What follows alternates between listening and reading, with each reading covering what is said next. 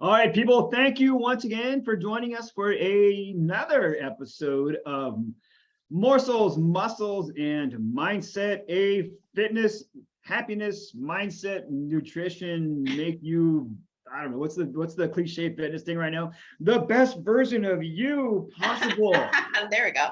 We are your hosts, your amazing host, Melissa Shevchenko, mindset maven, shall we say, nutrition know-how awesome person, and then there's me.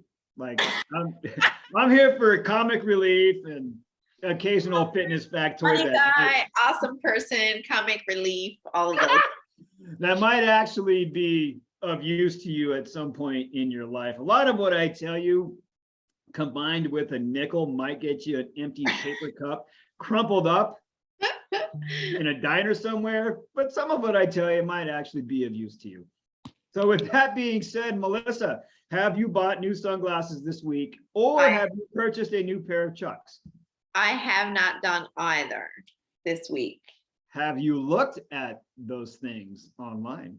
I haven't looked at Chucks, but I have looked at shades. We'll be honest. I haven't looked at Chucks actually for a while, but the shades, yes, I have definitely looked at that. It makes me so happy that you stay on brand with that. I love it. I love it. I love it. I love it. All right. Well, here in the Idaho, it's already getting colder than a well digger's butt. It is already in the mid 40s during the day, which is different than last year, I believe. We got some snow up in them layer hills, and fall came and it brought winter with it, throwing punches along the way. What do you got up there? It is chilly up here too. We've actually had a couple of warmer than seasonal temperatures, but it's been, fall is here, and therefore winter is coming. And we almost always have snow for Halloween. Oh, no way. But we don't have any snow. So knock on wood, cross your fingers, cross your toes, that for those poor children that we don't get snow this year. Oh my gosh, that is pretty awesome. Yeah. That's cool. You know, it's funny you should mention that, because I was talking to kids yesterday about that. And I said, wouldn't it be cool if you guys had snow for Halloween? No, that's not cool. No? Why not? There's nothing cool about that, in my opinion, of course, but I don't think it's cool. All right. Well, there you go, people. Because if you have to put on a costume and you have to put on a snowsuit, what is the fun in that? Well, what if you played like you were in Star Wars Empire Strikes Back on Hoth, right? Then you could go with the whole Hoth motif. Okay, well, if you're going to make your motif surrounded, okay, well, I'll let it go. But outside of that, there's no fun in being a princess and having to wear a snowsuit. Funny you should mention that. Lily's going to be Princess Leia for Halloween. Oh yeah, she's got the really cool costume. I love that. And she told me she wanted to be Princess Leia. Don't worry, people. We'll get to the actual useful content momentarily. And she said, I want to be Princess Leia. And I was like, not from Jedi. No way. You're not being Princess Leia from Jedi. Nope. No. And she said, no, Daddy, I want to be Princess Leia from episode 4. I was like, okay, we're all right with that. That's not a problem. Funny. And Jeremy's going, I think Wedge Antilles, he's already got the orange X-Wing pilot costume. It's pretty sweet. Oh, cool. That's awesome. Yeah, I figured that would resonate with you. Yeah, absolutely. All right. Well, I don't really have a good segue for the first part. So I'm just going to hand the mic to Melissa and tell her, Melissa, what morsels, factoids of use do you have for people this week? Off you go. You know what? I want to talk about how, okay, so let's first say I don't cook. I'm not a cook. I don't enjoy being in the kitchen. I don't enjoy spending a lot of time in the kitchen. And there was a time in my life when I first started this journey that I thought I had to be in the kitchen and I had to do tons of meal prep. And don't get me wrong, meal prep is important. It's nice to plan ahead and have some things ready, but that does not always mean that you have to spend hours and hours in the kitchen.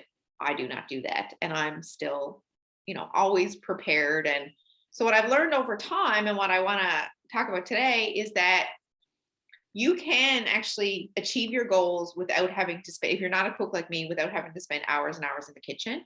By simply, what I've done is over time, I've learned to spend a little bit more time at the grocery store on occasion so that I can source out kind of more convenient sources of nutrition that still allow me to reach my goals, help with aid in my recovery, all of those things. Some examples: rotisserie chicken, always in my fridge, always in my fridge. Nice. Easy peasy. Microwavable rice that takes like literally 60 to 90 seconds in the microwave to heat up. All kinds of vegetables. For me, I always buy my vegetables pre-chopped and everything, so I don't have to do any of that. Hey. Look at me go. And then of course, all kinds of fresh fruit and stuff that you don't have to really do anything with, just eat. We also oftentimes get caught up in this thing that we only see fresh things as what we should buy, fresh vegetables. And don't get me wrong, you should be buying those things, but frozen and canned all still work really well. There's absolutely nothing wrong with those sources either, and they're easy peasy. And I'm all about easy peasy when it comes to cooking and being in the kitchen. The one thing that I will say though is that it is oftentimes usually important to have like protein sources pre-prepped, I will say, meal prepped. Like you can buy like a big pack of chicken breasts and just do them on the barbecue or do them in the air fryer, and then you have a ton of them for the week. That's probably the one thing that my husband preps for us, I will say, but I don't do a whole lot of cooking, and I've managed to, I work out and I have good recovery and I'm well fueled. And so I just choose my options for convenience that still meet my goals. And you can absolutely do that and still achieve what you want to achieve, whether that's, fat loss or just working out with good fuel and for recovery, et cetera, et cetera. That's my topic today. I find, I don't want to say irony, interest. Yes, you I do. find interest in the fact that you don't like to cook. I would think that you would love to cook, given that, you're a resident nutrition human.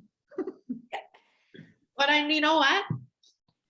Like I said, when I first started this journey, it was like this thing where I put all this pressure on myself to do these things.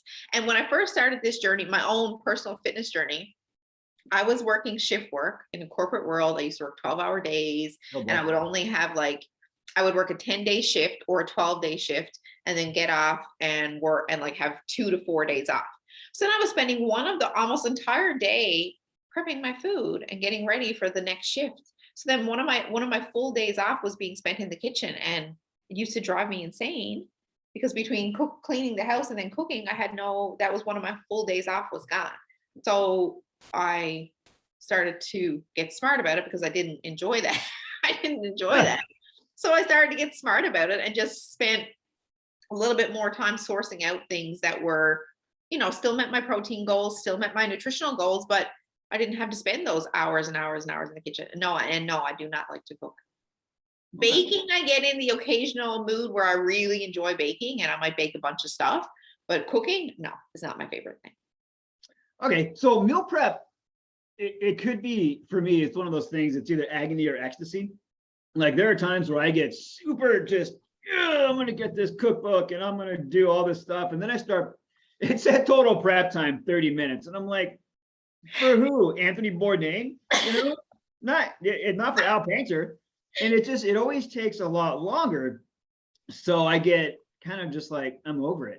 Give me something quicker. So for people who have a minimal attention span at best, raise his hand, what tips, tricks, and or guidance and advice would you give to somebody that would assist them with their meal prep to make it less of a challenge, less of a hurdle, less of a thing?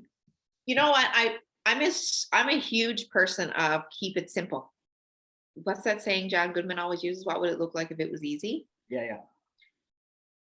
So for me, I always look at what's my main source of protein going to be. I'm also an extreme, I don't mind eating the same things over and over and over. Some people don't enjoy that, and that's fine, but I don't mind eating the same things over and over and over. But I find keeping it simple. Think about balancing your plate. What's your protein source going to be? What's your carbohydrate source going to be? What's your veggie source going to be? And, balance your plate that way and think of it in simple instead of thinking it as I have to make this big, ginormous hour-long recipe. I mean, some people enjoy it, and there's nothing wrong with it if you enjoy it. Absolutely go for it. And if you want to cook me extra and Al extra and send us some, yummy. Right? But if you don't enjoy cooking, but you absolutely do not have to, aim to keep things really simple. Most people have, 3 to 4 things they enjoy for breakfast that they put on repeat all the time. Most people have 4 to 5 things that they put on repeat, I would say, for lunch and dinner that they just repeat over. Even if you were going to order out, you almost always, most of us, will order similar things each time. So if you just look at it that way, some people go, oh, well, I really like variety. But when I talk to people about it, realistically, they don't have that much variety. It's just 4 or 5 different things, or 3 or 4 different things for breakfast. And they just cycle through those things.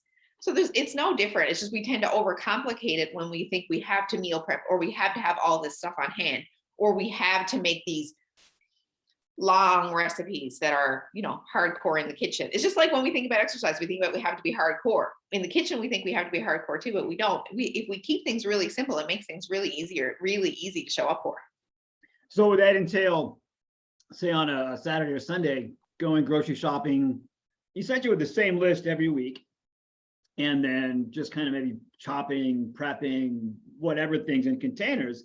So that way, as the week goes on, maybe you label them. You want to get crazy with this. You label, here's my Monday container, my Tuesday container. If you want to do that, by all means. And then maybe cycle that out every few months for just a wee bit of variety. Yeah, or you could, variety doesn't have to be huge variety. You can vary your things up by how you cook them. You can vary your things up by the spices you use. You can vary things up by, you choosing a different vegetable to have as your side instead of, or a different carbohydrate to have as your side, different kind of protein. It just still doesn't have to be complicated. But yes, you could vary it up that way too by, taking the same sort of list to the grocery store for a little bit and then changing it up and swapping a few things out. Okay. All right. Well, there you go, people. Melissa just made your lives a hell of a lot easier with some pretty solid tips on how to meal prep, or essentially not meal prep, more so just kind of plan ahead for convenience. Bam, love it. Simple. There you go. I was going to thesaurus.com in my mind right now. I'm feeling like I have not had enough coffee because I only got to with no saurus at the end. I couldn't think of anything. All right, well, that's pretty cool. That is good. That's a useful tip, people. Write it down, record it, voicemail, whatever. Just do it and let Melissa help you, because I'm about to say something that might rub some people the wrong way, which is a shocker. I know. I'm very shy and bashful and demure, and I should probably go to class to come out of my bubble more, but there you go. I don't like seated machines, Melissa. I don't like them. And why don't you like them? Pardon me? Tell us why you don't like them. Well, I was going to, if you let me. You're getting there? Okay. So unless it's a rehabilitative setting and that's where your movement repatterning starts. Yeah. Okay. Yeah. Right. I'm good. I'm okay with that because that's a necessary evil. Right. Or if you're on stage under bright lights and you have to show muscles, then yes, the seated machines can help you build that bulk in certain areas. And I'm going to give those two a hall pass. Other than that, and I'm going to tell you why. So one of the biggest reasons is people sit down all day. Right. And the irony of me saying that as I sit down to tell you people sit down all day is not lost upon me. I get it. The other few things in the real world, when you lift something up, you typically bring it from a lower orientation to a higher orientation. You level change, right? So you're picking something up. You're typically standing or hinging or lunging or pulling on it to drag it somewhere or something like that. Seated machines, the motor patterns don't help you with that.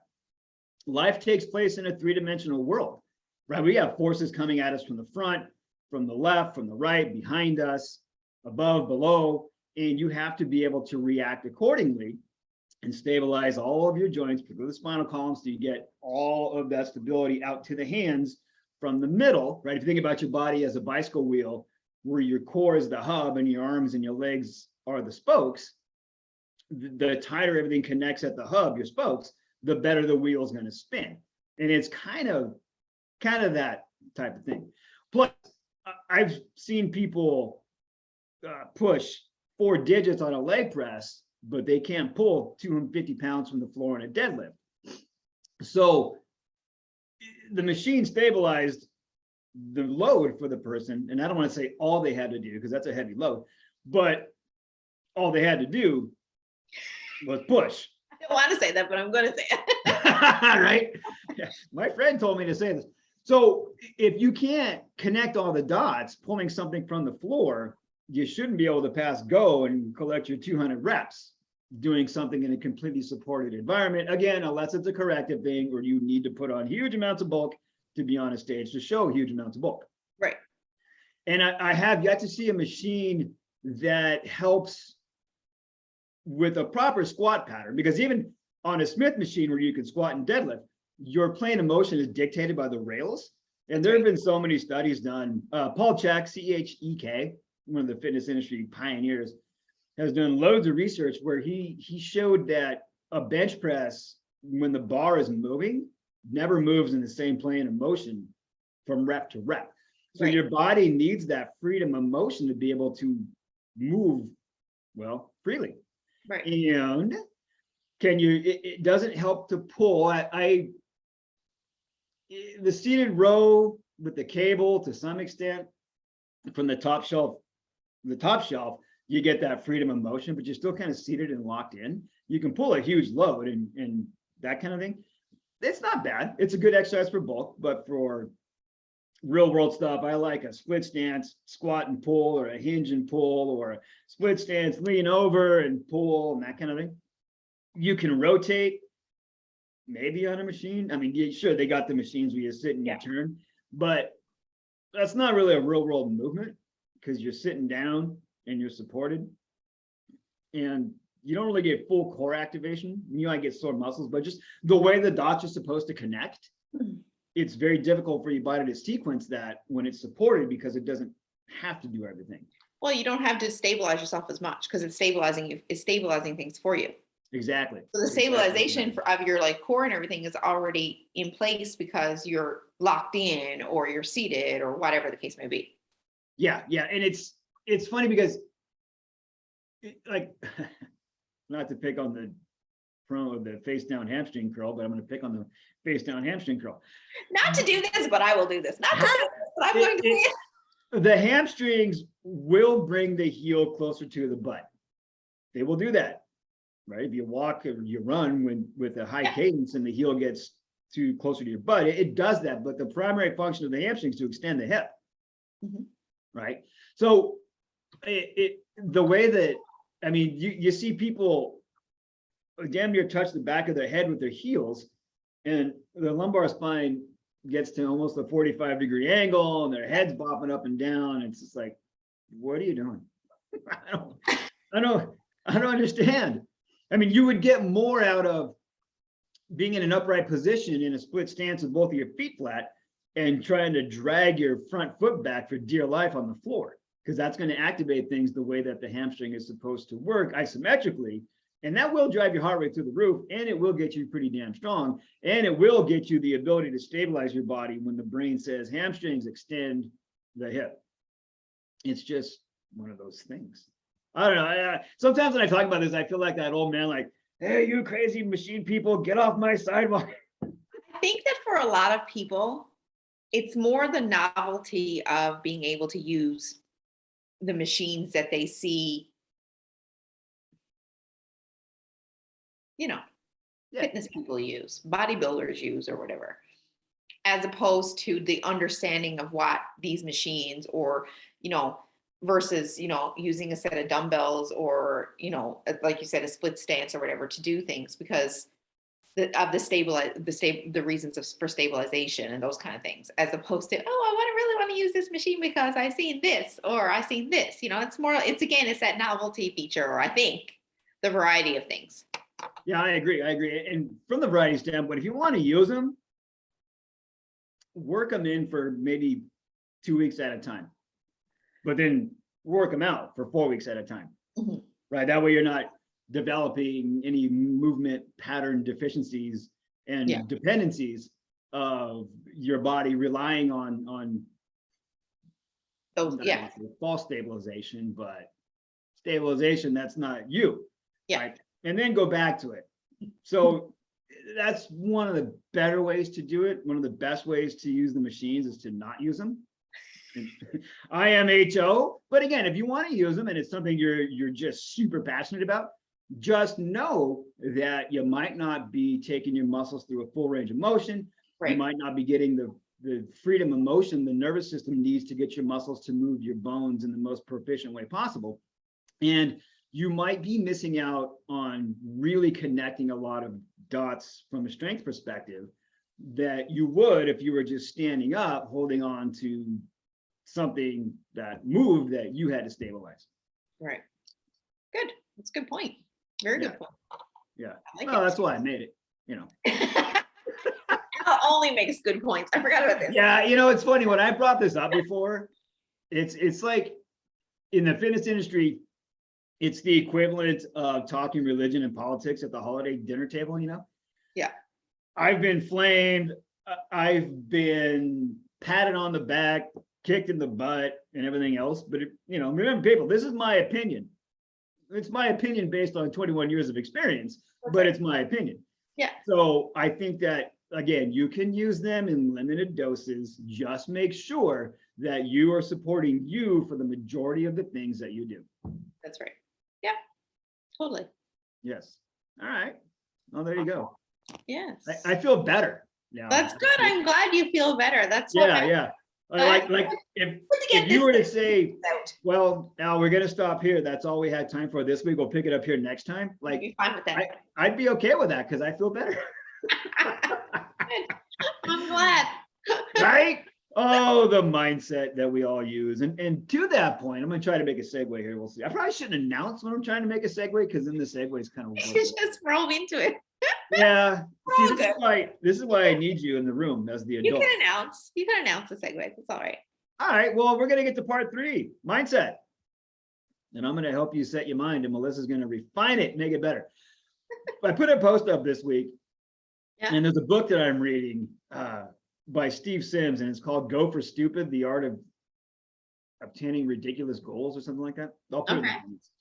And essentially he brings up, in 5 years, is your future self going to pat you on the back or kick you in the ass based on what you're doing today?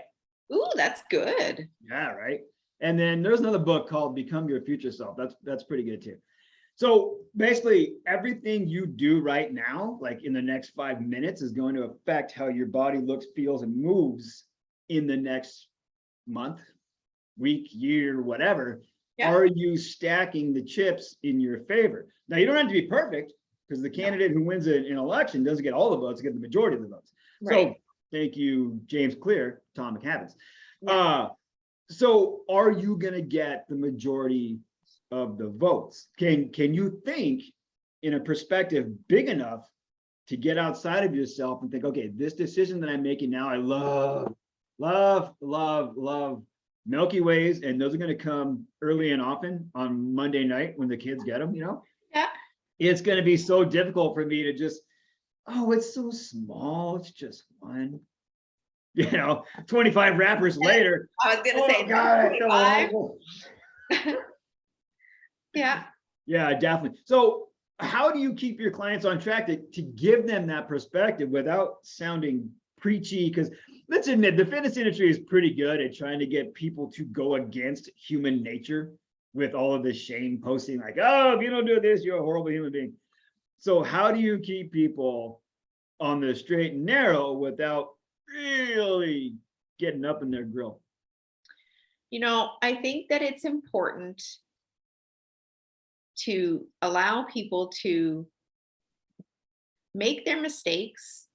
I'm going to say this, I don't even know if it's going to make sense. To make their mistakes, but to teach them how to learn from the mistakes they make, if that makes sense, or the struggles that they make. So I try not to, like, I'm not a judgy coach. Like, everybody makes mistakes, myself included. So I try not to judge my clients or make them, you did this and you shouldn't have done this. I don't do that. But I do try and help them understand, what were you feeling in the moment that you made this choice? Did you make this choice of your own accord, or were you influenced by something, emotions, or your husband, or your kids, or your friends, or whatever?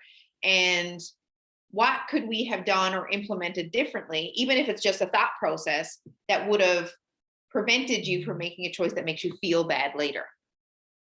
So I always implement the phrase that I often talk to with my clients is, how do I want to feel when I go to bed tonight? Or how do I want to feel when I wake up tomorrow morning? Or how do I want to feel, like say on a Friday, how do I want to feel when I go to bed Sunday night, as an example?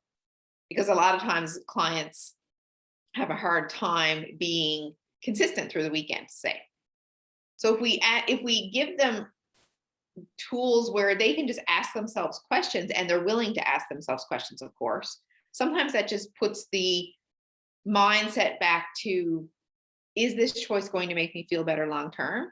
As you said, is this choice how am I going to feel about this choice tomorrow or next week or next year?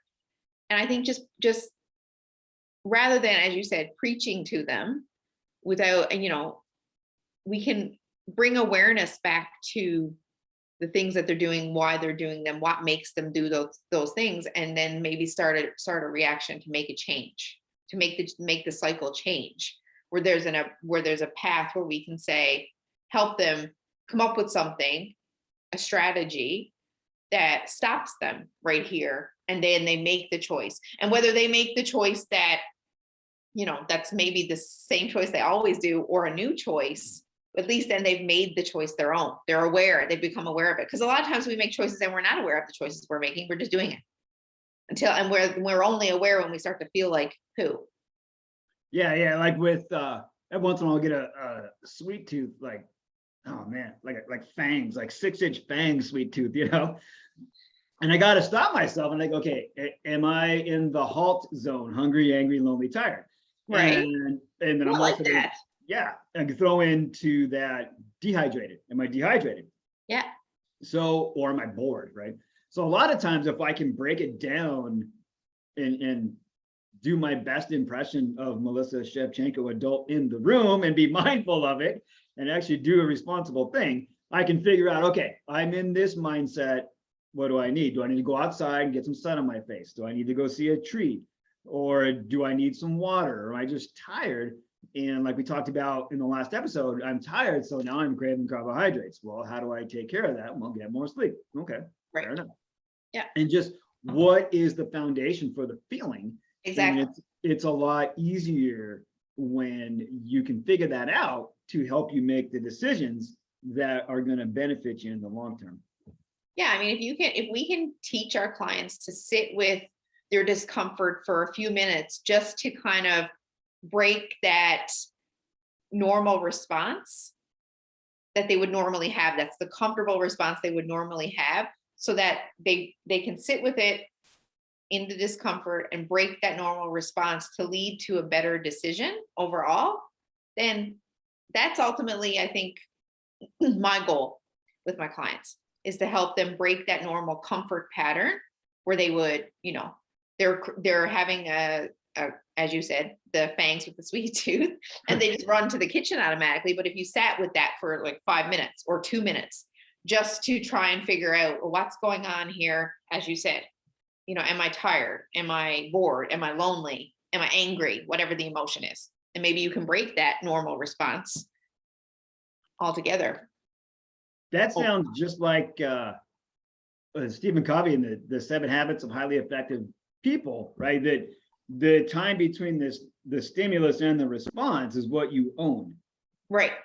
Exactly. Right? So if the stimulus is, I feel X, like you just said brilliantly, sit with it and then respond accordingly. So when somebody's responding accordingly, and let's just say they're almost on the ground in the fetal position shaking because I gotta have the sweet, what options would you give them, realistic options that work with the way they're feeling, knowing that, okay, they're not going to go and get a drink of water, this person needs a hit of some kind, this is a really productive way for you to get that hit fixed, whatever. What would you tell them? So I don't ever tell my clients to restrict things.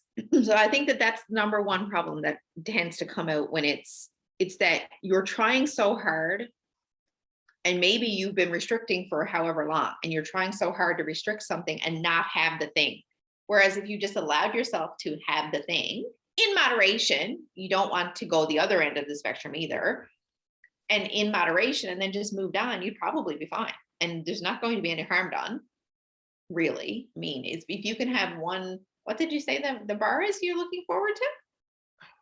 Snickers. Sorry, Right. John V. Snickers, not Reese's. Sorry. I'm a Reese's girl too, John, so I'm with you.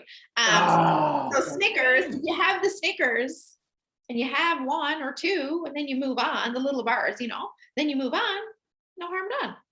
So sometimes I think it's often just the fact that you're like white knuckling, not walking. Oh my goodness, I can't even talk.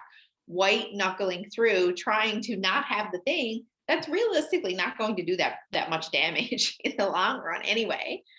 And then the other thing is sometimes it's what we just talked about. If you sit with your emotion and figure out what's going on, then you can make the decision your own. And when you make the decision your own, whether you choose to have the chocolate bar or whether you choose to distract yourself and leave the kitchen and leave the house and go for a walk, you've now made the choice your own.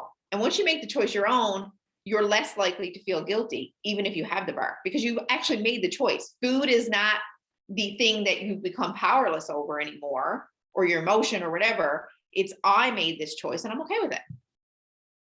nice. I like As it. That leaves opposed, room for decision making and really self-care and being okay with that decision, knowing that you just didn't completely ruin your fitness habit.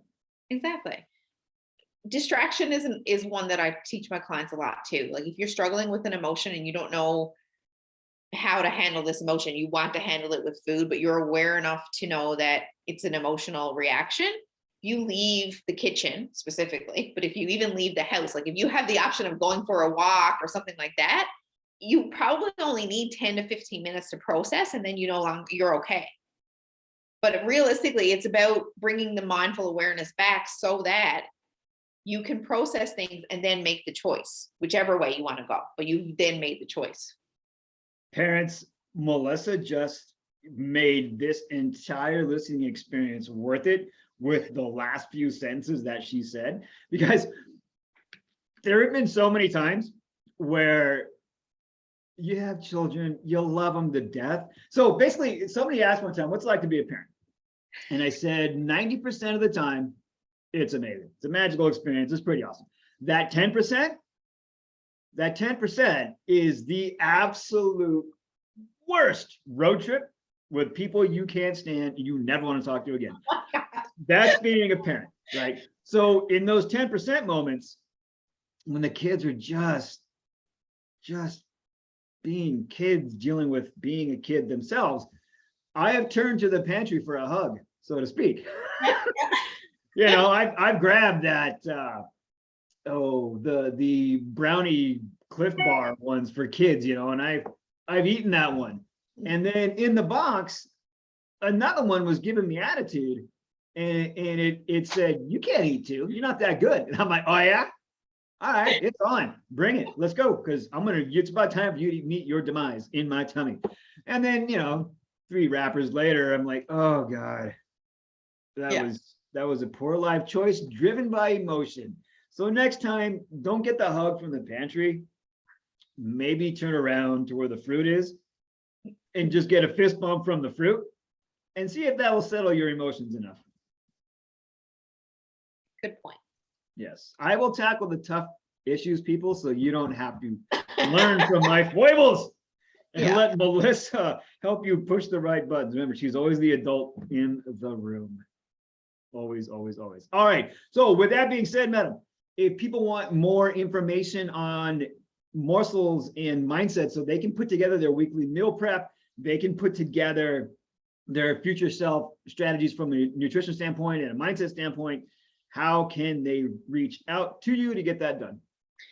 You can reach out to me via my personal profile anytime on Facebook, Melissa Shevchenko. You can also find me at my free community, which is Building Badasses. I will comment with the link in the help me when we post it. I really can't talk today. Oh my God, I'm contagious with the insanity. I apologize. All right. So there you go, Bill. Instagram and Facebook handles for Melissa. On Facebook, myself, I've got the Sarcastically Fit Caffeine Cave. Show up for the coffee memes and stay for the fitness info. And on Instagram, at Do You Integrate. This has been another wonderful episode of learning from a fitness and happiness standpoint of the Morsels, Muscles, and Mindset show. We will be back next week, and we will help you have more fun being awake. Thanks for listening. Share this with everybody you know. Hopefully they'll still talk to you again afterwards. Thanks, guys. Bye-bye. Bye.